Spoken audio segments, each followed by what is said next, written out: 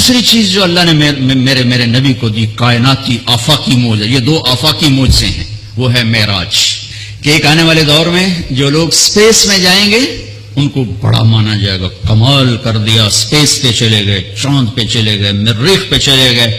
میرے رب نے اپنے حبیب کو کائنات سے بھی اوپر اٹھا کے بتایا کہ میں تمہیں ایسا نبی دے رہا ہوں، اس کے ہاتھوں میں ہاتھ دو گے تمہیں مجھ تک پہنچا دیں گے، تم چاند ڈھونڈ رہے۔ دیکھو پہلی اوپن ہارٹ سرجری میرے نبی کی ہوئی ہے، تو اوپن ہارٹ سرجری ہو سکتی ہے، میرے نبی نے سوچ دی۔ وہ تو ہم زوال کا شکار ہوئے تو اور لوگ ہم سے لے گئے، ورنہ اوپن ہارٹ سرجری کا پہلا تصور میرے نبی کے سے شروع کیا گیا ہے کہ جب آپ کو معراج پہ لے جانے لگے، ام ہانی کے گھر سے آپ کو جبریل نے لیا اور حتیم میں آئے۔ حتیم وہ چھوٹی وال دیوار ہے جو بیت اللہ کے ساتھ، اس میں خالی جگہ، یہ بیت اللہ کا اندر ہے۔ جب ہمارے نبی 35 سال کے تھے تو قریش نے سوچا کہ بیت اللہ بنائیں، وہ سیدھا ہو گئے، تو وہ مستطیل تھا، لمبا زیادہ، چوڑا تھوڑا، ابراہیمی بنیادیں، یہ طے کیا کہ حلال کمائی سے بنانا ہے، حرام سے نہیں۔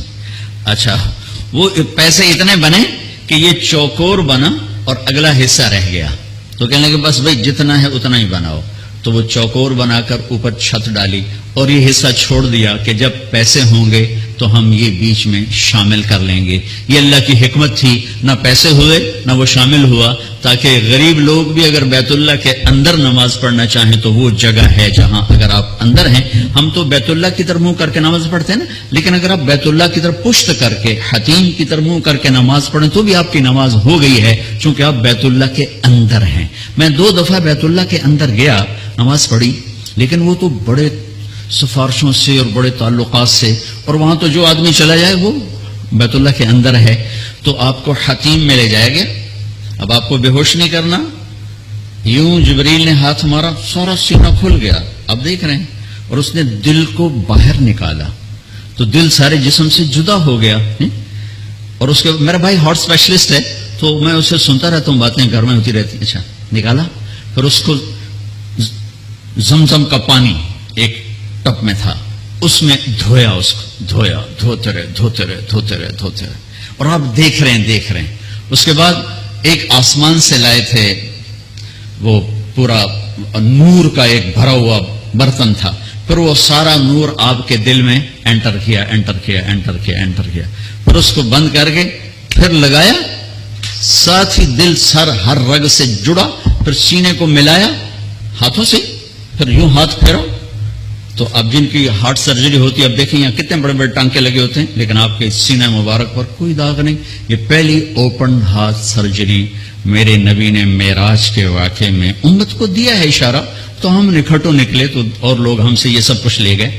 سب سے پہلی ہارٹ سرجری 4 سال کی عمر میں ہوئی، جب آپ حضرت حلیمہ کے پاس تھے اور آپ بکریاں چرانے جایا کرتے تھے، تو آپ کے بھائی رضائی بھائی وہ دوڑے آئے کہ میرے بھائی کو 2 بندوں نے قتل کر دیا۔ تو حلیمہ بھاگی ہوئی آئی، تو آپ دیکھا آپ پریشان بیٹھے تھے، تو حضرت حلیمہ نے پوچھا بیٹا کیا ہوا؟ کہ 2 آدمی آئے تھے، مجھے لٹا دیا، میرا سینہ کھولا، میرا دل نکالا، پھر اس کو صاف کیا، پھر میرے دل میں، پھر میرے سینے میں دوبارہ فٹ کر دیا۔ یہ پہلی ہے، اور پھر معراج پر جانے سے پہلے دوبارہ اوپن ہارٹ سرجری ہوئی ہے۔ پھر براق کا آنا، تیز رفتار سواریوں کا تصور میرے نبی کے ذریعے سے ہمیں ملا کہ ایسی سواریاں بنائی جا سکتی ہیں جو مہینوں کا سفر گھنٹوں میں طے کر دیں۔ جب آپ نے اگلے دن فرمایا کہ میں گیا تھا بیت المقدس، تو قریش کہنے لگے ہم تو 1 مہینہ مسلسل چلتے ہیں اور پھر وہاں پہنچتے ہیں، تم 1 رات میں کیسے کہہ رہے ہو گیا بھی اور آیا بھی؟ تو براق ایک سواری ہے جس کی تیز رفتاری سے ایک پیغام، میسج امت کو گیا کہ اگر تم اس کائنات کے علوم تک پہنچ جاؤ تو تم تیز رفتار سواریاں بھی بنا سکتے ہو۔ 650 کلومیٹر فی گھنٹہ کی رفتار سے جاپان نے ٹرین بنا لی۔ آپ کو ام ہانی کے گھر سے اٹھایا گیا، حضرت علی کی بہن، ان کے گھر میں آپ تشریف فرما تھے، اور سیدھا بھی اللہ لے جا سکتے تھے، سیدھا بھی لے جاتے، لیکن مکہ سے بیت المقدس لے جانے میں یہ اعلان تھا کہ اب بیت المقدس بھی مکہ کے تابع ہو گیا ہے، اب یہاں کا قبلہ بھی بیت اللہ ہو گیا ہے، یہاں جتنے نبی آئے وہ سب آپ کے تابع ہو گئے، لہٰذا وہاں پہلے سارے انبیاء موجود ہیں، اور سب انتظار میں ہیں، اور آپ پہلی صف میں کھڑے ہوتے ہیں تو سب ایک دوسرے کو دیکھ رہے ہیں کہ اب امامت کون کرائے گا. تو جبریل آپ کا ہاتھ پکڑ کے آپ کو مصلی پر کھڑا فرماتے ہیں، آپ 2 رکعت نماز ادا فرماتے ہیں، اور آپ کے پیچھے 1.25 لاکھ نبی نماز پڑھ کر یہ اعلان کرتے ہیں کہ ہماری نبوت آپ کے قدموں پہ قربان ہو گئی، اب ہمارے لیے بھی آپ ہی نبی ہیں، ہمارے لیے بھی آپ ہی نبی ہیں. عیسیٰ سے لے کر آدم تک تمام انبیاء کو وہاں کھڑا کیا گیا ہے. اللہ اللہ اللہ اللہ اللہ اللہ. تو آپ کا سینہ مبارک چاک کیا، اسی کرتے آپ تہمت پہنتے تھے، شلوار زندگی میں ایک دفعہ پہنی اور اسے پسند فرمایا، لیکن عام آپ کا لباس تہمت تھا. تو کوئی خلائی لباس کی ضرورت نہیں پڑی آپ کو، وہاں سے اٹھایا. راستے میں واقعات ہیں، ایک جگہ آپ کو اتارا، کہا یہاں نماز پڑھیں 2 نفل. کہ یہ کون سی جگہ ہے؟ کہ یہاں آپ ہجرت کر کے تشریف لائیں گے، مدینے میں اتار کے 2 نفل پڑھائے گا. پھر چلایا گیا کہ یہاں 2 نفل پڑھیں. کہ یہ کون سی جگہ ہے؟ کہ یہاں آپ کے دادا ابراہیم کی جائے پیدائش ہے. پھر چلایا گیا تو آپ جب مصر کی طرف سے بیت المقدس کی طرف آ رہے تھے تو آپ کو خوشبو آئی، خوشبو جنت کی. آپ نے کہا یہ کیا ہے؟ تو کہا یا رسول اللہ، فرعون کی ایک باندی تھی، باندی وہ ہو گئی تھی، موسیٰ علیہ السلام پر ایمان لائی. اس کی 2 بیٹیاں تھیں، ایک دودھ پینے والی، ایک ساتھ چلنے والی. جب فرعون کو پتا چلا تو اس نے ایک کڑاہ میں تیل ڈالا. میں واقعہ پورا سنا رہا ہوں، انہوں نے صرف اشارہ کیا تھا. نیچے آگ جلائی، جب وہ تیل کھولنے لگا تو اس نے اس باندی کو اور اس کی 2 بچیوں کو پکڑوا لیا. کہنے لگا مجھے رب مانو گی تو زندگی مبارک، اولاد مبارک. موسیٰ کے رب کو مانو گی تو پہلے تیری بیٹیاں تیرے سامنے جلاؤں گا، پھر تجھے جلاؤں گا. یہ مائیں بیٹھی ہیں، انہیں زیادہ پتہ ہے کہ اولاد کی محبت کیا ہوتی ہے، اور اللہ نے اپنی محبت کو ماں سے تشبیہ دی ہے، باپ سے تشبیہ نہیں دی. اور اس کے سامنے 2 بچیاں جلنے کے لیے حکم ہو چکا ہے، اور اس کا ایک بول اپنی بچیوں کو بچا سکتا ہے. اور یہ گھر میں جا کے کہہ سکتی یا اللہ معافی دے دے، میں نے کلمہ کفر کہا ہے، میں اندر سے کافر نہیں، تو جائز. لیکن ایک شاعری زبان پہ آ گئی ہے، ہماری اپنی زبان کی ہے، پتہ نہیں تھوڑے پلے پوے نہ پوے، تو سن لگے جی. عاشق ہوں میں عشق کما میں، دل رکھیں وانگ پہاڑاں ہو، سہ بدیاں ہزار علامیں، کر جانے باغ بہاراں ہو. منصور جے چک سولی دیتے، جڑے واقف کل اسراراں ہو. سجدیوں سر چائی نہ باہو، توڑے کافر کہن ہزاراں ہو. عاشق سوئی حقیقی جڑا، قتل معشوق دے منے، سر نو جوڑے تے مکھ نہ موڑے، بھویں 100 تلواراں کھنے. سچا عشق حسین علی دا باہو، سر دتے تے راز نہ بھنے. تو اس باندی نے کہا فرعون 2 ہیں، 100 ہوتی تو یہاں جلا دیتی اللہ کے نام پر. اس کو غصہ چڑھا، اس نے بڑی کو پکڑوایا اور یوں ڈالا. وہ چیختی رہی، مچھلی کی طرح تل گئی. پھر چھوٹی کو کھینچا اور اس کے سامنے یوں ڈال دیا، اس کی تو آہ بھی نہ نکلی. جب اس کو کھینچا تو نے کہا میری ایک خواہش. کیا؟ کہ جب میں بھی جل جاؤں تو ماں بیٹیوں کو جدا نہ کرنا، ہماری ہڈیاں کٹھی دفن کرنا کہیں. فرعون نے کہا ہاں ہو جائے. کود گئی وہ بھی، ان کی ہڈیاں نکال کے ایک جگہ دبا دی گئیں. یہ واقعہ ہے.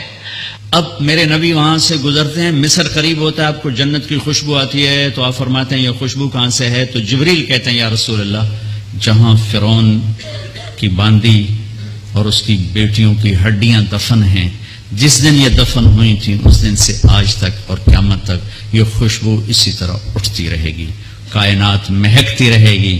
آگے میری بات ہے اور یہ پیغام جاتا رہے گا کہ یہ بھی زندگی کا ایک انداز ہے اور یوں بھی زندگی گزاری جاتی ہے.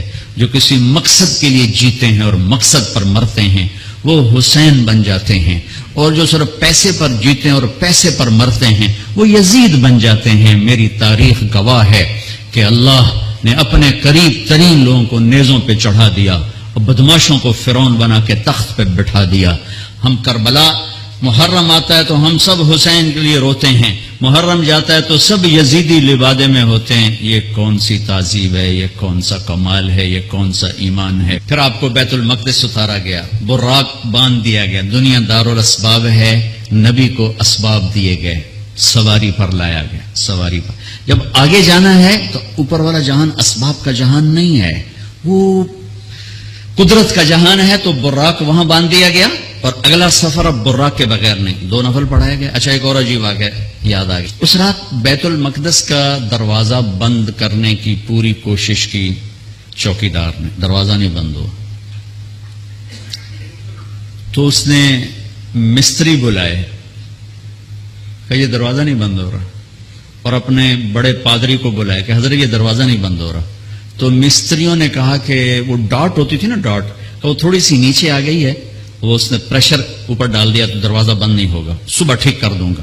وہ جو بڑے پادری تھے نا، انہوں نے کہا بیٹا یہ ڈاٹ کا چکر نہیں، آج آخری نبی کی آمد ہے یہاں، یہ اس وجہ سے ان کے اکرام میں یہ دروازہ کھلا ہوا ہے، صبح خود ہی ٹھیک ہو جائے گا.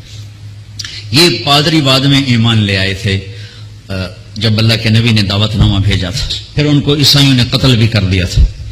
وہاں آپ نے 2 نفل پڑھے. اب آپ نے اوپر جانا ہے تو مکہ سے بیت المقدس تک آپ بشریت میں ہیں، اور پھر یہاں سے اوپر جاتے ہیں تو سبحان الذی اسری بعبدہ، قرآن کی واحد سورہ جو سبحان سے شروع ہو رہی.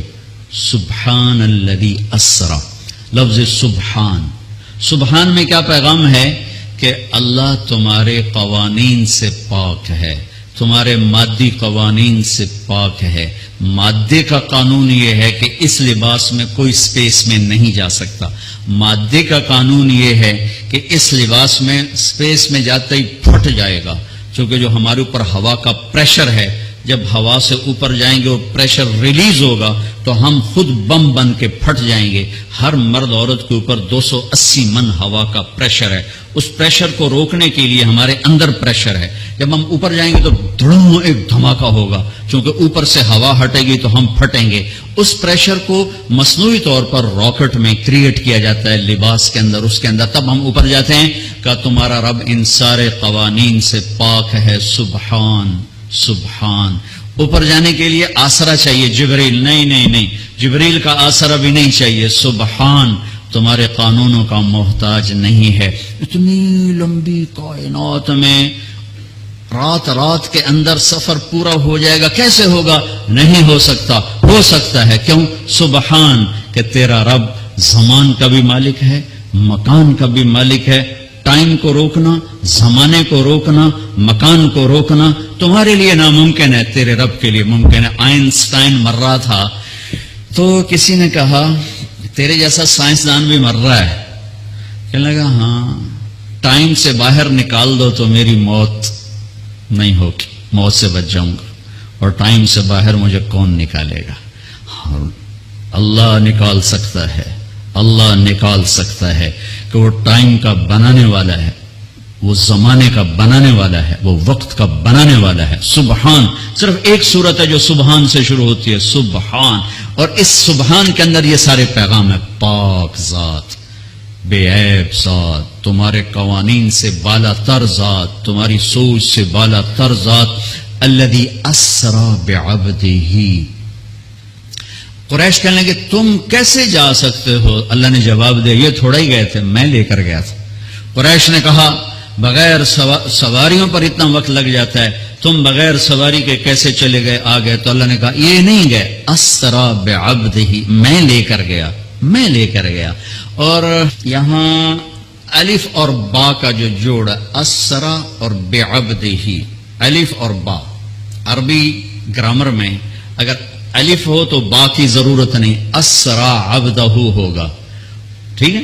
اور اگر با ہو تو الف کی ضرورت نہیں، سرا بعبدہ ہوگا. میری بات واضح ہوئی نا؟ الف ہو نا، با کی ضرورت نہیں، اسری عبدہ. اور اگر با ہو تو الف کی ضرورت نہیں، سرا بعبدہ. یہ الف اور با کا جوڑ کیوں ہے؟ یہ بتانے کے لیے کہ میں اللہ خود اپنے نبی کو لے کر گیا. اور بعبدہ ہی میں کیا اشارہ ہے؟ اب لوگ کون ہو کہ جی ہم کسٹم والے، میں کون ہوں جی؟ یہ جی مسجد والے. یہ کون ہے جی؟ یہ جی کپڑے والے. تو اللہ کہہ رہا بعبدہ، یہ کون ہے؟ یہ میرا بندہ ہے، یہ میرا ہے اور میں ان کا ہوں. بعبدہ، اور الف اور با کے ساتھ اللہ فرما رہے ہیں کہ میں لے کر گیا، جبریل بھی نہیں لے کر گئے. اوپر کا جو آپ نے سفر کیا ہے وہ جبریل کا ہاتھ پکڑ کے نہیں، ان کے کندھوں پر بیٹھ کر نہیں، ان کے پروں پر بیٹھ کر نہیں، اللہ کی قدرت کن کے ساتھ آپ جبریل کے ساتھ گئے ہیں. تو ملکیت کا لباس آپ کو پہنایا گیا اور اپنے ساری فضا کو پار کیا. آج یہ سائنس کا نیا علم آیا ہے کہ اگر کوئی سواری ٹائم کی رفتار سے زیادہ ہو جائے تو ٹائم اس کے لیے زیرو ہو جاتا، ٹائم زیرو ہو جاتا. اگر 1,86,000 میل پر سیکنڈ سے کوئی سواری زیادہ تیز ہو جائے تو ٹائم اس کے لیے زیرو ہو جاتا ہے.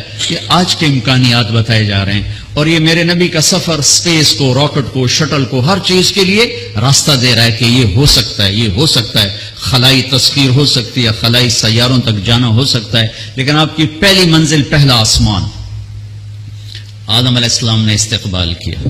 دوسرا آسمان یحییٰ علیہ السلام، زکریا علیہ السلام، عیسیٰ علیہ السلام نے استقبال کیا. تیسری منزل یوسف علیہ السلام، تیسرا آسمان. چوتھی منزل ادریس علیہ السلام، چوتھا آسمان. پانچویں منزل ہارون علیہ السلام، پانچواں آسمان. چھٹی منزل موسیٰ علیہ السلام، چھٹا آسمان. ساتویں منزل، ساتواں آسمان ابراہیم علیہ السلام. ہر آسمان پر نبی کھڑے ہوتے تھے پھولوں کے ہار لے کر. یہ میرا اضافہ ہے استقبال کے لیے. اور ہر نبی کہتے ہمارے بھائی آ گئے، ہمارے نبی آ گئے، ہمارے بھائی آ گئے، ہمارے نبی آ گئے. اب ساتویں آسمان پر پہنچے تو ریسپشن کوئی نہیں. جب میں ابھی آیا تو سارے آپ کے افسران وہاں کھڑے ہوئے تھے. ریسپشن ساتویں آسمان پر ایک بڑے میاں، ایک بیت اللہ ہے، اس کی یوں ٹیک لگا کر نہ بیٹھے ہوئے اور اس طرح ہاتھ رکھ کے بیٹھے ہوئے، سفید داڑھی یہاں تک آ رہی، اور اس بیت اللہ کا طواف ہو رہا ہے، فرشتے طواف کر رہے. آپ پوچھتے ہیں یہ بڑے میاں کون ہیں، یہ بزرگ کون ہیں؟ تو جبریل کہتے ہیں یہ آپ کے دادا ابراہیم علیہ السلام. اگر اللہ چاہتے تو ابراہیم بھی کھڑے ہوتے وہاں، کیونکہ مرتبہ تو ہمارے نبی کا بڑا ہے، رشتہ ابراہیم کا بڑا ہے، مرتبہ ہمارے نبی کا بڑا ہے. لیکن ان کو بٹھایا، ان کو چلایا. یہ میری بات آپ غور سے سنیے گا. ان کو بٹھایا، ان کو چلایا. ساری کائنات حضرت ابراہیم علیہ السلام سے بھر جائے، ہمارے نبی کے برابر نہیں ہو سکتے. ساری کائنات ملائکہ سے بھر جائے، ہمارے نبی کے ایک بال کے برابر نہیں ہو سکتے. جس کو اللہ حبیب بنائے وہ کیا ہوگا؟ جس کے چہرے کی قسمیں والضحی، جس کی زلفوں کی قسمیں واللیل اذا سجا، جس کے شہر کی قسم وہذا البلد الامین، جس پر اتری کتاب کی قسم قاف والقرآن المجید، جس کی جان کی قسم لعمرک انہم لفی سکرتہم یعمہون، جس کا وکیل صفائی بن کے قسم والنجم اذا ہوا ما ضل صاحبکم وما غوا، جس کو تسلیاں دینے کے لیے قسم والضحى واللیل اذا سجا ما ودعك ربك وما قلا، جس کے بول کی قسم وقیلہ یا رب ان هؤلاء قوم لا یؤمنون، جس کو رحمت للعالمین کا ٹائٹل وما ارسلناک الا رحمت للعالمین وما ارسلناک الا کافۃ للناس بشیر ونذیرا، جس سے اللہ لارڈ سے کبھی محمد، کبھی احمد، کبھی ماہی، کبھی حاشر، کبھی عاقب، کبھی فاتح، کبھی خاتم، کبھی ابو القاسم، کبھی طٰہٰ، کبھی یاسین، کبھی مزمل، کبھی مدثر، کبھی شاہد، کبھی مبشر، کبھی نذیر، کبھی داعی الی اللہ، کبھی سراج منیر. دیکھو تو صحیح اللہ کیا لارڈ کر رہا ہے اپنے نبی کے ساتھ. اللہ اللہ اللہ. یہ بیت اللہ کی دیوار ہے، ساتویں آسمان. یہ ایک بڑے میاں بیٹھے ہوئے ہیں اور یہ کائنات کی عظیم ہستی آتے ہیں اور یہ ادھر جا رہے ہیں، وہ ادھر نہیں آ رہے کہ یہ باپ ہیں، یہ بیٹے ہیں، اور اس آگے جانے میں باپ کو عزت دینی ہے اور بیٹے نے گھٹنوں کو چھونا ہے اور امت کو پیغام دینا ہے کہ رشتوں کا تقدس ہمیشہ باقی رکھنا ہوگا، چاہے آخری نبی ہی کیوں نہ ہو، چاہے آخری رسول ہی کیوں نہ ہو. رشتوں کو تولا نہیں جا سکتا، ناپا نہیں جا سکتا. پیسوں پہ نہیں تولنا، رشتہ رشتہ ہوتا ہے. یہ چلے، وہ کھڑے ہوئے. سارے نبیوں نے کہا بھائی آ گئے. ابراہیم نے کہا میرا بیٹا آ گیا، میرا بیٹا آ گیا، میرا بچہ آ گیا. میرے نبی آ گئے. نبی بھی کہا میرے نبی آ گئے. اب کہا میرا بیٹا آ گیا، میرا بچہ آ گیا. پھر گلے لگایا، پھر ماتھا چوما. یہ کسی نے نہیں کیا، یہ ابراہیم نے کیا. گلے لگایا، ماتھا چوما، آگے روانہ کیا. ایک پیغام ڈلیور کیا کہ میرے نبی آپ اتنے مقام کے ہو کر بھی اپنی امت کو پیغام دیں کہ اپنے باپ کے آگے سر جھکائیں.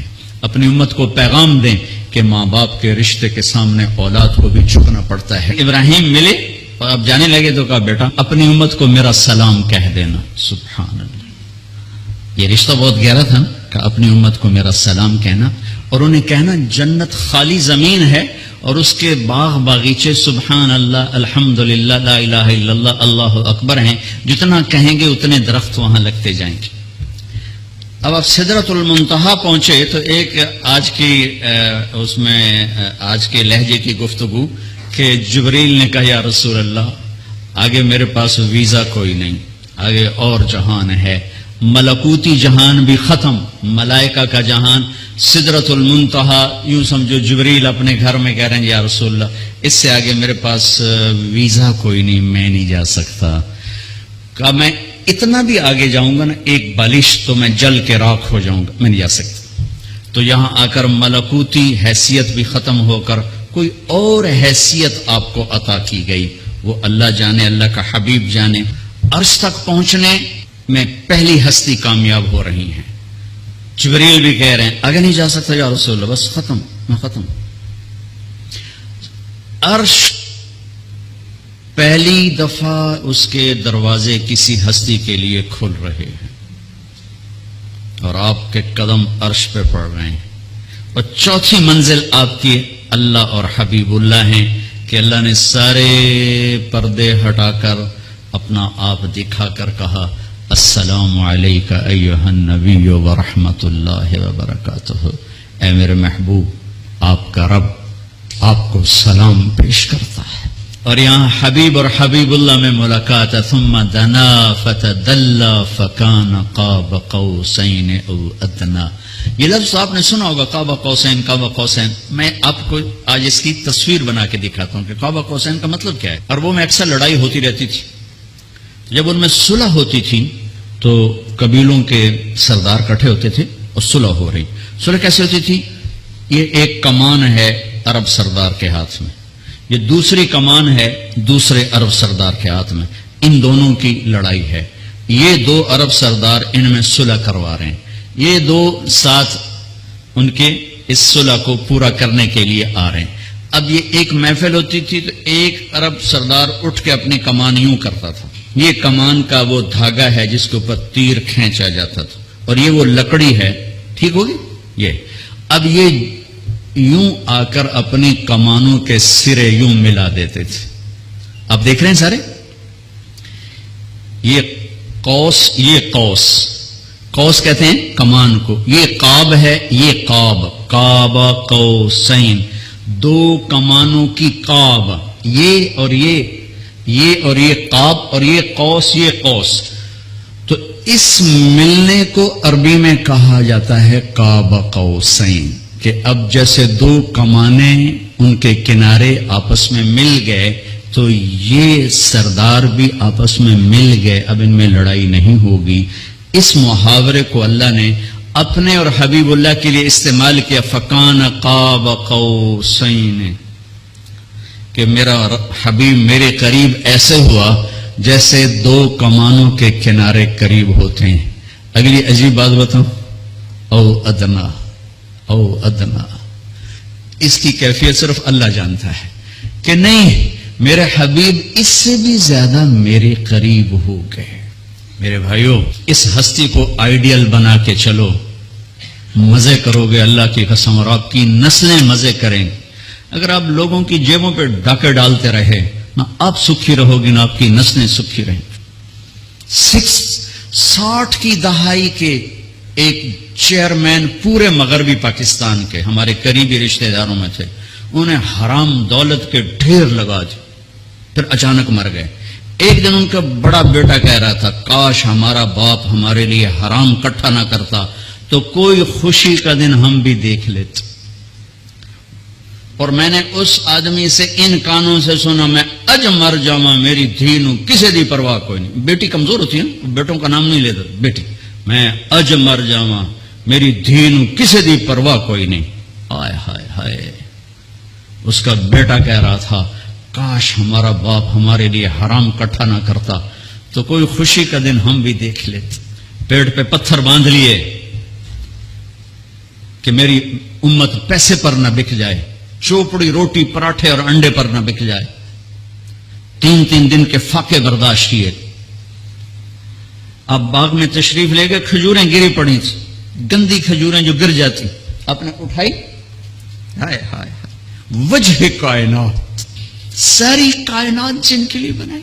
ایک گندی کھجور صاف کر کے منہ میں رکھی. ایک صحابی ساتھ ہے عبداللہ تو نہیں کھاتا؟ کہ یا رسول اللہ مجھے بھوک نہیں.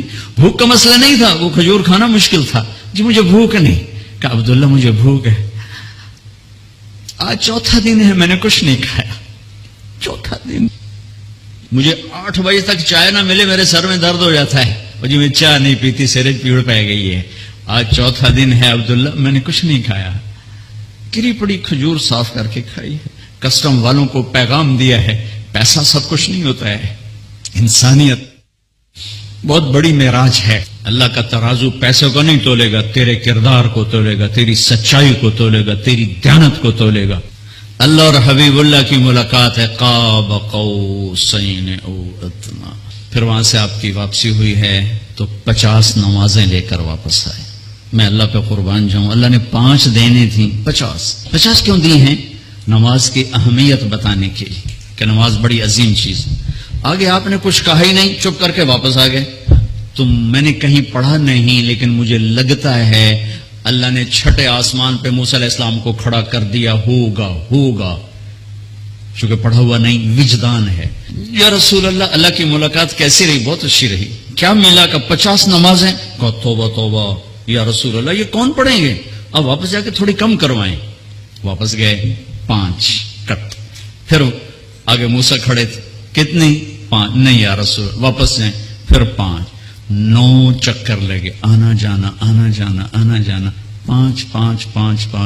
5. صرف یہ بتانے کے لیے کہ کسٹم والوں نماز بھی ایک بہت بڑا حکم ہے. جب 5 رہ گئی تو موسیٰ علیہ السلام نے پھر کہا واپس جائیں, کوئی نہیں پڑھیں گے. آپ نے کہا مجھے شرم آتی ہے, اب 5 کم ہو رہے ہیں, اب جاؤں گا تو 5 کم ہو گئی تو پیچھے کیا بچا, میں نہیں جاتا. تو کہنے لگا چلو ٹھیک. میری امت پہ 2 نمازیں فرض تھیں, انہوں نے کوئی نہ پڑھی. یہ کسٹم والے 5 کتوں پڑھنے, ایک نہیں پڑھنی, 5 کتوں پڑھنی. میں کہا نہیں میں نہیں, بس اب یہ پھر غیب سے آواز آئی اوپر سے, میرے حبیب آپ نے 5 قبول کی, ہمارے ہاں 50 ہی ہیں, آپ کی امت 1 پڑھے گی 10 لکھی جائیں گی, 1 پڑھے گی 10 لکھی جائے گی. تو یہ وہاں سے تحفہ لے کر آئے. وَلَقَدْ رَآهُ نَزْلَةً أُخْرَى عِنْدَ سِدْرَةِ الْمُنْتَهَى. پھر واپسی پہ جبریل سے پھر آپ کی ملاقات ہوئی, پھر وہاں سے واپس آئے اور پھر بیت المقدس پہنچے. پھر وہاں سے براق پہ سوار ہوئے اور صبح نہیں اسی وقت آپ کے سردی کا زمانہ تھا, بستر کی گرمائش ابھی ختم نہیں ہوئی تھی کہ واپس اپنے بستر پر تشریف لے آئے. صبح آپ نے حضرت خدیجہ سے کہا یہ ہوا ہے, میں بتانا چاہتا ہوں. وہ ڈر گئی, یا رسول اللہ لوگ تو بہت جھٹلائیں گے. کہا جھٹلائیں جو مرضی کریں, میں بتانا چاہتا ہوں. آپ حرم میں تشریف لائے اور آپ نے یہ اعلان کیا میرا رات یہ سفر ہوا. تو ایک آدمی بھاگا, وہاں سے بھاگا آیا ابو بکر کے پاس. ابو بکر, اگر ایک آدمی یوں کہے میں راتوں رات فلسطین بیت المقدس گیا, پھر اوپر گیا, پھر اسی رات واپس آ گیا, تم مانو گے؟ تو ابو بکر نے کہا کہنے والا کون ہے؟ کہ کہنے والا تیرا ساتھی ہے. کہ پھر میں مانتا ہوں. یہاں سے آپ کو صدیق کا ٹائٹل ملا, صدیق. لکل امت صدیق, ہر امت کا ایک صدیق ہے. میری امت کا صدیق ابو بکر ہے. میں صرف اتنا کہوں گا, کچھ ٹائم نکال کر